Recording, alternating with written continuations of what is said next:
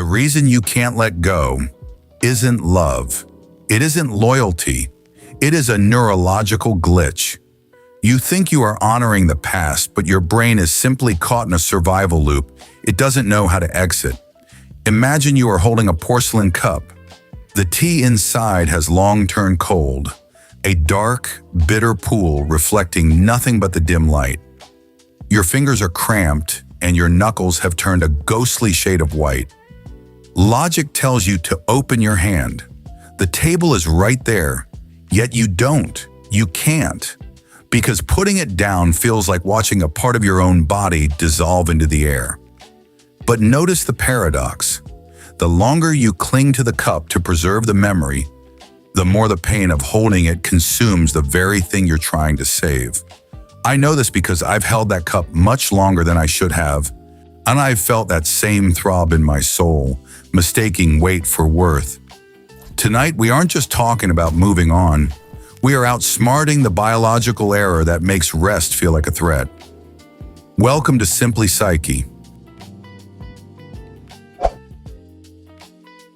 Your brain isn't trying to torture you. It's trying to protect you. It just hasn't updated its software in 10,000 years. In the eyes of your amygdala, the ancient guardian of your system, the known equals safety. Even if that known is a relationship that leaves you hollow or a failure that keeps you up at 3 a.m. To your biology, a painful map is better than no map at all. This is why you feel that visceral pang in your chest when you contemplate walking away. Your cells are mourning the time you can't get back, tricking you into staying in a burning building just because you helped to build the walls. You aren't weak for struggling to let go. You are simply caught in a homeostatic trap. Your mind is trying to preserve a version of you that has already expired.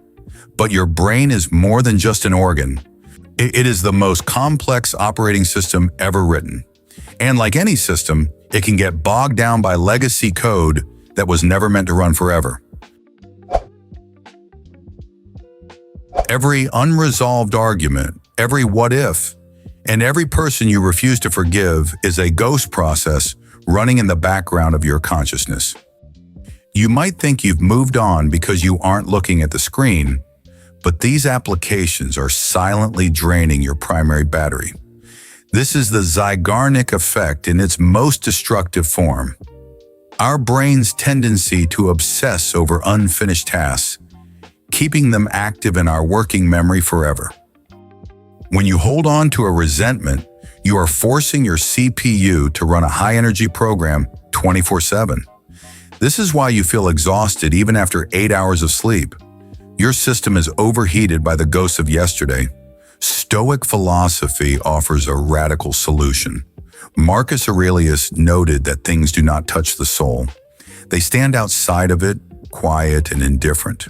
And the pain you feel is entirely generated by your internal refusal to update your system. You fear that closing these background apps will erase your history, but in reality, it only frees up the RAM needed to finally exist in the present. Imagine the sheer amount of cognitive energy you would reclaim if you stopped trying to force a closed file to stay open. In strategic detachment, we don't quit the past. We simply recognize that the past has already quit us. You are currently fighting a war that has already ended, wasting ammunition on a battlefield where even the enemy has gone home. Closure is not something the world gives you. Closure is an internal administrative decision. It is the moment you manually highlight those ghost processes and select End Task. Not because you don't care, but because you finally care enough about your own survival to stop the leak. Notice how the hand that grips the hardest is the one that is most paralyzed. A clenched fist cannot receive anything new. Letting go is not the act of losing, it is the act of choosing. It is a strategic withdrawal of your most precious currency, your attention. When you finally put down that cold, bitter cup, your hand doesn't disappear. It becomes available to hold something warm, something new, or perhaps to simply rest in your lap, free for the first time in years. You are not giving up on the dreams that didn't materialize. You are simply acknowledging that their role in your operating system has concluded. Letting go doesn't erase your past. It finally gives your future a chance to exist.